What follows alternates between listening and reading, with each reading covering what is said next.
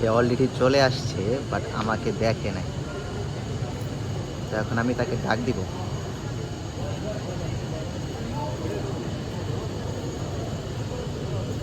বেচারি খুব টেনশনে আছে।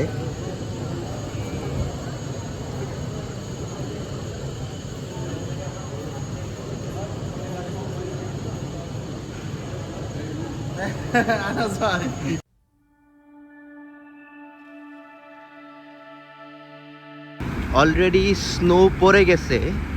তো এ হচ্ছে অবস্থা স্নো পড়ার পরে। এই প্রচণ্ড ঠান্ডা, অবশ্য স্নো দেখতে ভালোই লাগতেছে।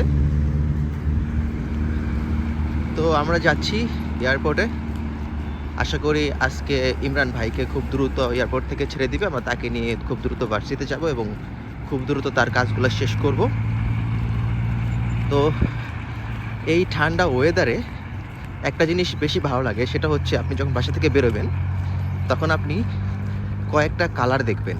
একটা হচ্ছে সাদা, আরেকটা হচ্ছে আপনার ব্রাউন কালার, মানে এবং একটা হচ্ছে সবুজ কালার। তো 3-4টা কালার দেখবেন যেটা আপনার কাছে খুব ভালো লাগবে। স্পেশালি আমাদের লেকটা সেই লাগতেছে দেখতে।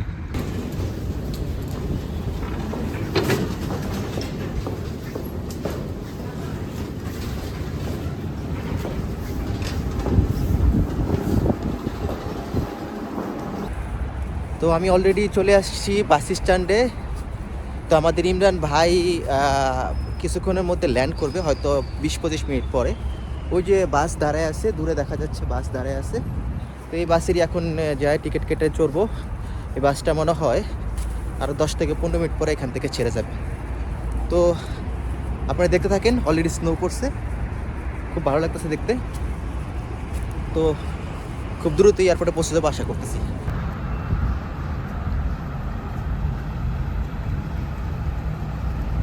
এই বাসে করে আমরা যাব, ভাড়া হচ্ছে 350 রুবেল। তো আমাদের ইমরান ভাই অলরেডি তার প্লেন অলরেডি ল্যান্ড হয়েছে। তো আশা করি তার ইমিগ্রেশনটা খুব সহজ হবে আজকে। সবাই তার জন্য দোয়া করবেন যাতে তাকে খুব দ্রুত ওই ক্লিয়ারেন্স দিয়ে দেয়, সে দ্রুত যাতে বেরোয় আসতে পারে। আমরা এখন যাব হচ্ছে 5 নম্বর গেট দিয়ে ভিতরে ঢুকবো, ঢুকে আমরা একবারে অ্যারাইভালে চলে যাব।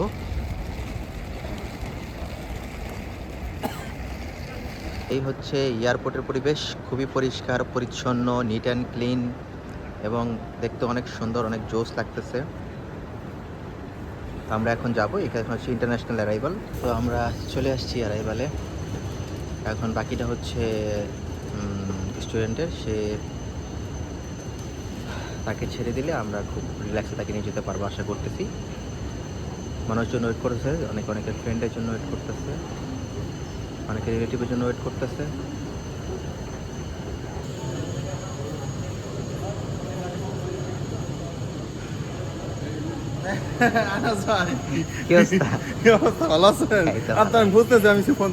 সে আমাকে খুঁজতেছে, আমি তারা দেখছি এতক্ষণ দাঁড়ায়, দেখলাম সে কি করে। আমি আপনার খুঁজতেছি যে আমি ফোনটা চালু করছি যে ফোন থেকে কল দেন। তো কি অবস্থা আপনার বলেন? এই তো ভালো। সবকিছু ভালো আছে? হ্যাঁ। এতক্ষণ বসে রাখছে, ভিতরে কেমন অবস্থা ছিল? বসে রাখছে বলতে গিয়ে আপনার ওই যে পাসপোর্ট আটকে রাখছিল। অনেক স্টুডেন্ট আসছে? অনেক স্টুডেন্ট আসছে, তারপর ওর থেকে একটা ফর্ম দিছে, একজনের দেখা থেকে আরেকজনের সাথে লিখতেছে, আমি লেখা শুরু করে দিয়েছিলাম। ওইখানে পরে বলে যেটা লেখার প্রয়োজন নাই। আচ্ছা, তো এখন আপনার কি ইমিগ্রেশন কার্ডটা দিছে আপনার পাসপোর্টের সাথে? ওইটা সাথে আছে? ওইটা দেখেন, চেক করেন আছে কিনা। তো আমরা ফাইনালি পাইছি, বাট আজকে সে আজকে হোস্টেল পাবে না। হ্যাঁ, আজকে হোস্টেল বোধহয় পাবেন না, কারণ অলরেডি তো 5টা বাজে গেছে। তো 5টার সময় ইউনিভার্সিটি বন্ধ হয়ে যায়। তো বেরোইতে বেরোইতে আপনার আমাদের এখান থেকে যেতে যেতে 6টা বাজবে। তো আজকে বাইরে থাকতে হবে, আপনার হোটেলে বাইরে একটা হোস্টেলে থাকতে হবে। আর আমরা বার্সির সাথে কথা বলে দেখি, যদি হয় তাহলে আমরা জানাবো। হ্যাঁ। তো আপনার জার্নি কেমন ছিল? হ্যাঁ, জার্নি কেমন ছিল? জার্নি অনেক ভালো ছিল, কিন্তু দুবাইতে যে প্যারাটা গেছে এটা অনেক। এখানে কি ডকুমেন্টস চেক করে? আর দুবাইতে ডকুমেন্ট চেক করা নেই। আচ্ছা, দ্রুত ছেড়ে দিচ্ছে। অনেকক্ষণ বসে থাকতে হচ্ছে, 6 ঘন্টা ট্রানজিট।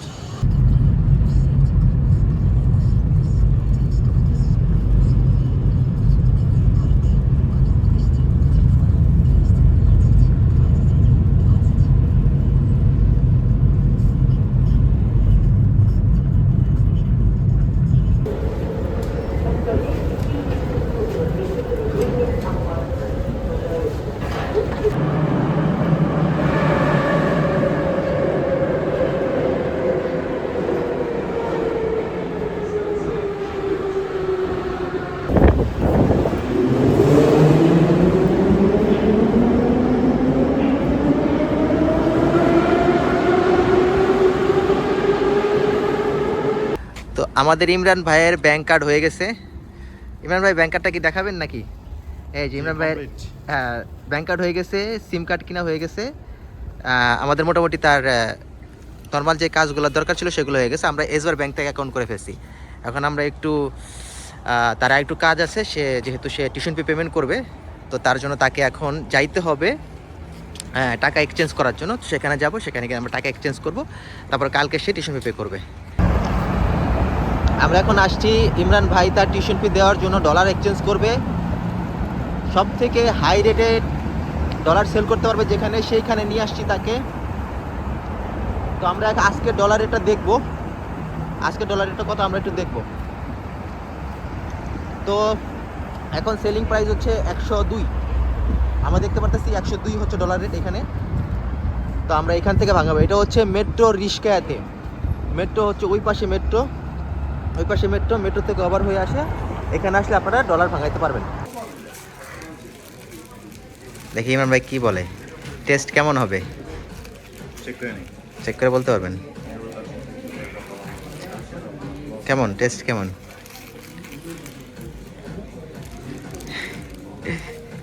তেমন স্বাদ না, তাই না?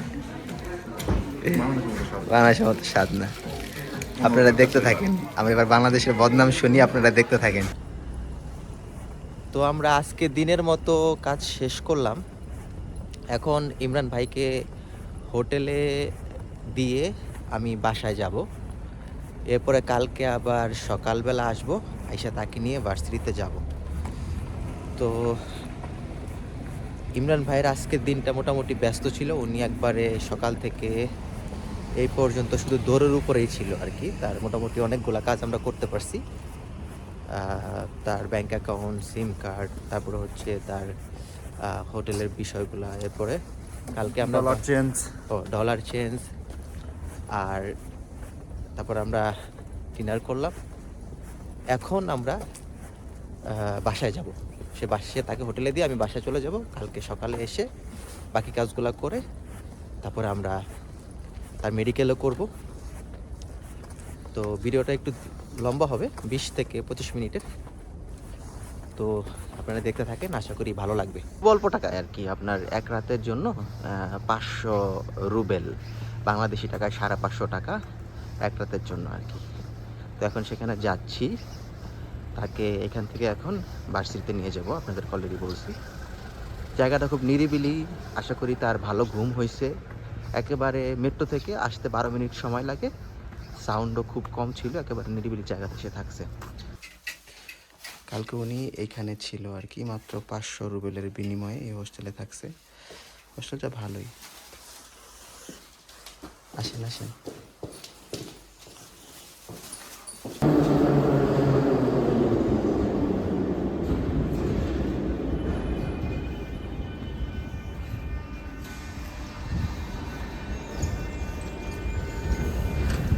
আমরা আমাদের ইমরান ভাইয়ের ভার্সিটির কাজ শেষ করলাম।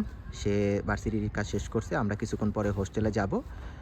এরপরে তার কাজ মোটামুটি শেষ। তো এখন তার মুখ থেকে শুনবো তার ভার্সিটি সম্পর্কে, ভার্সিটিতে তার কী কী ডকুমেন্টস সে এখানে রাখলো, এরপরে তার কেমন খরচ হইলো ইউনিভার্সিটিতে, টিউশন ফিটা কেমন হয়েছে।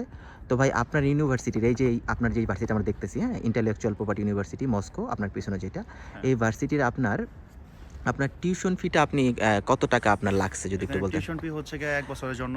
হ্যাঁ, একটু জোরে বলতে হবে ভাই। হ্যাঁ, 1 বছরের জন্য 1,45,500 টাকা। হ্যাঁ, এটা 10,000 রুবেল আমার দেওয়া হয়েছিল। এখন হচ্ছে গিয়ে 1 লক্ষ। এটা কি টাকা না রুবেল? রুবেল 1,31,500 রুবেল পেমেন্ট করা হয়েছে। তাহলে কত হচ্ছে? 1 লক্ষ আগে দিবেন আপনি 10,000 রুবেল, আর এখন হচ্ছে গিয়ে 1,31,500 রুবেল। আর ডরমিটরি ফি আমি 3 মাসের জন্য করছি 21,600 রুবেল। আচ্ছা, তো আপনার টোটাল যে টিউশন ফিটা এটা কত হচ্ছে? টোটাল হচ্ছে গিয়ে 1,42,500 রুবেল। 1,42,500 রাশিয়ান রুবেল এই ইন্টেলেকচুয়াল প্রপার্টি ইউনিভার্সিটির টিউশন ফি আপনি পে করছেন। আর হোস্টেল ফি আপনি কত পে করছেন? হোস্টেল ফি এটা 3 মাসের জন্য পেমেন্ট করছি, এটা প্রতি মান্থলি পরে হচ্ছে 7200 রুবেল। 7200 করে মান্থলি হোস্টেল ফি আপনি 3 মাস পে করছেন। 1 মাসের জন্য দিতে পারে। আচ্ছা, আপনি 3 মাস পে করছেন। 3 আচ্ছা, মাস পে করছি। আর আপনার টাকাগুলা কি আপনি নিজেই পে করছেন নাকি আপনার কোনো সমস্ত টাকা আমি নিজেই পে করছি। আচ্ছা। সাথে তো আনিস ভাই আছে, আনিস আচ্ছা, ভাই আমাকে এই সবকিছুতে হেল্প করছে, কোথায় কি করতে হবে না করতে হবে। এই ক্ষেত্রে আপনি কতটুকু খুশি যে আপনার টাকাটা নিজে পে করতে পারছেন? আপনার মনে কোনো এই ক্ষেত্রে সন্দেহ ভাই আছে আমি কিনা? আপনার প্রতি অনেক হ্যাপি। আপনার কোনো আপনি অনেক সন্দেহ আমাকে নেই। হেল্প করছেন। তো আপনি বাংলাদেশি স্টুডেন্ট যারা আসতে চায়, এটা আমাদের এজেন্সি না, যে কোনো এজেন্সি থেকে যারা আসবে অথবা নিজেরা যখন আবেদন করবে বা কোনো এজেন্টের মাধ্যমে আবেদন করবে, তাদের এই আবেদন করার ক্ষেত্রে কোন বিষয়গুলো তাদের জানা উচিত প্রথমে? তাদের বিষয়গুলো জানা হচ্ছে কন্ট্যাক্ট পেপার, মূলত কন্ট্যাক্ট পেপারটা জানা উচিত, কারণ কন্ট্যাক্ট পেপার হচ্ছে সমস্ত ডিটেলস লেখা থাকে যে আগে কত টাকা পেমেন্ট করতে হবে। যেমন আমারটা লেখা ছিল আগে 10,000 পেমেন্ট করতে হবে, তারপর 6 মাসে হচ্ছে 65,750, মানে ভাঙাভাঙি করা যায়। আমি 1 বছরটা একবার দিয়ে দিচ্ছি। মানে কন্ট্যাক্ট পেপারে উল্লেখ থাকে একটা স্টুডেন্টের টিউশন ফি কত টাকা, আর হোস্টেল ফিও এটা আপনি জানতে পারেন কত টাকা, কন্ট্যাক্ট পেপার উল্লেখ থাকে। আর কেউ যদি কন্ট্যাক্ট পেপার যদি না দেয়, তাহলে সেই ক্ষেত্রে আপনার কি মন্তব্য? যারা কন্ট্যাক্ট পেপার নেয় আসলে ভাই ওরা ধান্দামি করতেছে, ঠিক আছে? অনেকে হচ্ছে লাস্টের পেজটা দেয়, আগের গুলো দেয় না, আগে কি লেখা ছিল না ছিল ওগুলো দেয় না, শুধু লাস্টের পেজটা সাইন করে, মানে যে যার মতো কইতেছে সে হয়তো ওগুলা দেয় না তার নিজের লাভের জন্য। আচ্ছা, শুধু লাস্টেরটা দিয়ে সাইন করে সে বাকি কাজটা সেরে ফেলে। কিন্তু এটা ইমিগ্রেশনের সময় ঝামেলা করে, যেমন আমার করে নাই, কিন্তু করতেও পারতো আমাকে ঝামেলা, যে তোমার কন্ট্যাক্ট পেপারটা দাও। তো এটা ম্যান্ডেটরি, আপনার প্রয়োজনই। আর স্টুডেন্টের কি করা উচিত? স্টুডেন্টের কি ইউনিভার্সিটিতে ইমেল করে জানা উচিত যে আমার টিউশন ফি কত, হোস্টেল ফি কত, আমার মেডিকেল ইন্স্যুরেন্স কত? এটা যদি হচ্ছে আপনার যে যার মতো করতে সে যদি কন্ট্যাক্ট পেপার না দেয়, সেক্ষেত্রে তার তো একটা দায়িত্ব, সে একটা জায়গায় পড়াশোনা করতে, তার তো অবশ্যই সবকিছু আপডেট থাকা প্রয়োজন। অবশ্যই সে তার উচিত অনলাইন থেকে কোনো কিছু ইনফরমেশন বের করা, ভার্সিটিতে মেইল করা যে কত টাকা টিউশন ফি, কি হবে কি, এগুলো জানা উচিত তার। সেক্ষেত্রে আপনি কি মনে করেন যে স্টুডেন্টগুলা যদি আগে থেকে জেনে আসে, এটা বাংলাদেশ থেকে আসুক বা যে কোনো দেশ থেকে আসুক, তার টিউশন ফি, হোস্টেল ফি সব কিছু যত খরচ হয় যেগুলো আছে, তাহলে সেই ক্ষেত্রে স্টুডেন্ট কিন্তু প্রতারণা থেকে কিন্তু মানে প্রতারিত হচ্ছে না। বাংলা ভাষায় যেমন বলি যে প্রতারিত হচ্ছে না। এবং স্টুডেন্ট আসার পরে সে আগে থেকে জানে তার খরচ কত, কিন্তু আসার পরে যেটা হয়, আমরা অনেক সময় দেখি যে অনেকে বলে আমার কাছ থেকে 2 লক্ষ টাকা নিয়ে ফেলছে, আমার কাছ থেকে 1.5 লক্ষ টাকা নিয়ে ফেলছে। এখন এই যে দেখলাম কয়েকজনের সাথে কথাবার্তা হলো, তারা তো তাদের কাছ থেকে, আমার মনে তাদের দেখে মানে কান্না আসে যে তাদের এত টাকা নিছে। আচ্ছা, অতিরিক্ত। আচ্ছা, 2 লাখ 1.5 লাখ। তো তারা টাকা দিয়েছে, তারপর নিজেদের কাজ নিজে করতেছে। বেশিরভাগ হয় কি টাকা দিয়েও তারা নিজেদের কাজ নিজেরা করতেছে। কিছু স্টুডেন্ট আছে, যেমন আমি আসছি, আমার মতো একজন স্টুডেন্ট আসবে, আইসা নিয়ে সে আরেকজন স্টুডেন্ট নিবে, সে জাস্ট বলে দিবে অমুক জায়গায় এটা করো, কিন্তু তার সার্ভিস চার্জ নিয়ে সে বাইকে বসছে, শেষ, তার দায়িত্ব শেষ, ঠিক আছে? তো সেই ক্ষেত্রে তারা তো সঠিক গাইডলাইন পাইতেছে না, তো বলে দেয়। কারণ এখানে সবাই রাশিয়ান ভাষায় কথা বলে, ইংলিশে ওদেরকে বোঝাই দিগুলো ঝামেলা, আবার ওদেরটা বুঝতেও ঝামেলা। তো একটা এর থেকে ভালো যে ভালো একজন মানুষের কাছ থেকে সার্ভিসটা নেওয়া। আচ্ছা, তো সেই ক্ষেত্রে ক্লিয়ার কাট থাকা ভালো, তার সার্ভিস চার্জ কত, তাদের প্রসেসটা কি, তারা কি সার্ভিস প্রোভাইড করবে, এই বিষয়গুলো শুরু থেকে জানা থাকলে একটা স্টুডেন্ট এই ধরনের আপনার হয়রানি বা এই ধরনের সমস্যাগুলো ফেস করবে না।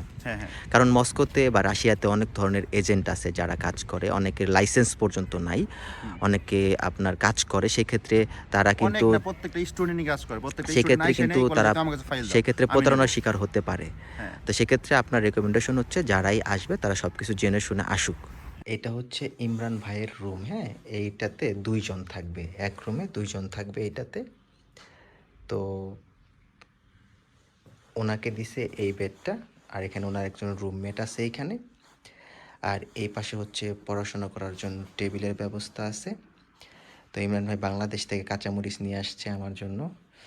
আর এখানে এই জায়গাটাতে দেখতে পারতেছি আমরা, এই জায়গাটা এটা হচ্ছে আপনার মানে ওয়ার্ড্রপ আর কি, যেখানে বা স্ক্রাব বলে রাশিয়ান ভাষায়। এখানে হচ্ছে আপনার তাদের কাপড় চোপড় রাখবে। আর আমরা যদি একটু এদিকে যাই, এদিকে হচ্ছে আপনার ফ্যাসিলিটির, এখানে হচ্ছে আপনার জ্যাকেট রাখার জন্য জায়গা, নিচে হচ্ছে জুতা রাখার জন্য জায়গা, আর এইখানে একটা হচ্ছে টয়লেট, আর এটা হচ্ছে গোসলখানা। আর এই হোস্টেলের ভাড়া হচ্ছে মান্থলি 7,200 রুবেল মান্থলি ভাড়া। তো এই হচ্ছে ওভারঅল ফ্যাসিলিটি হোস্টেলের, মোটামুটি ভালো একটা স্টুডেন্টের জন্য। তো আমরা দেখলাম এই পুরো রুমটা যদি আমরা দেখি এইরকম। তো আমরা আজকে যাব ওনার মেডিকেল ইন্স্যুরেন্সটা কিনে দেওয়ার জন্য। ওনার হোস্টেল অলরেডি সে উঠে গেছে, তো ওনার মেডিকেল ইন্স্যুরেন্সটা কিনে দেওয়ার পরে আমরা তার কাজ কমপ্লিট করব। এরপর ফিঙ্গারপ্রিন্ট যেটা সেটা সে সপ্তাহখানেক পরে সে নিজে নিজে ইমিগ্রেশন অফিসে গিয়ে ফিঙ্গারপ্রিন্ট সে নিজে নিজে দিয়ে আসতে পারবে।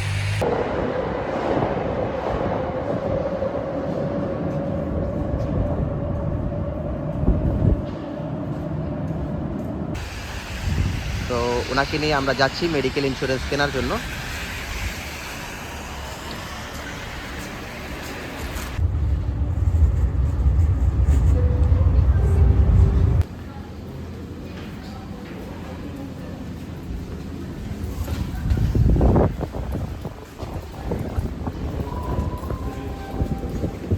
তো ওনার মেডিকেল ইন্স্যুরেন্স কেনা হয়ে গেছে। তো ভাই আপনার মেডিকেল ইন্স্যুরেন্স আপনি কিনছেন, তো আপনার কেনার জন্য কি কি ডকুমেন্টসের প্রয়োজন ছিল? ডকুমেন্ট, পাসপোর্ট, আর হচ্ছে গিয়ে ভার্সিটিতে পড়ি এরকম একটা ডকুমেন্ট, সেটা অফার লেটার, ইনভিটেশন একটা হইলে হয়েছে। আর হচ্ছে আপনার অ্যাড্রেসটা লাগছে, আপনি কোন অ্যাড্রেসে আর থাকেন? অ্যাড্রেস আর রেজিস্ট্রেশনের জন্য। আর আপনার কত টাকা খরচ হয়েছে এটা কিনতে? এটা করতে হচ্ছে 4000 টাকা। আচ্ছা, এটা হচ্ছে ইকোনমি। আচ্ছা, এটা হচ্ছে মেথ সানচাস থেকে আমরা কিনছি ইকোনমি। এটা হচ্ছে 4000 টাকার ইন্স্যুরেন্স। এটা তো হচ্ছে 5 লক্ষ টাকা রুবেল কাভার করবে আর কি। 5 লাখ রুবেল। আর যদি ইনকেস যদি আপনাদের মেডিকেল টেস্ট যদি ইনকেস করতে, তাহলে আপনারা এখান থেকে এসে এখানে এসে মেড চান্স আছে, এখান থেকে এসে মেডিকেল আপনারা করতে পারেন। তার জন্য আপনাদের লাগবে হচ্ছে 2250 না জানো 2350 রুবেল লাগবে। সেটা যেহেতু আপনারা মেডিকেল টেস্টটা করবেনই, মানে আপনারা ফিঙ্গারপ্রিন্ট তো করবেন সাকারোবা থেকে, সেখানে আপনাদের তো টাকা এমন লাগবে সেমন লাগবে, সেক্ষেত্রে আমরা রেকমেন্ড করি এটা করার জন্য। আর কিছু তো ভার্সিটিসে তাদের প্যাকেজ থাকে, যেমন মিসিস হলে একরকম, অন্যান্য ভার্সিটি একরকম, ওদের আর একটু বেশি লাগে, 8000, 9000, 10,000 লাগে। তো আশা করি বুঝতে পারছেন। আজকের ভিডিও এই পর্যন্তই।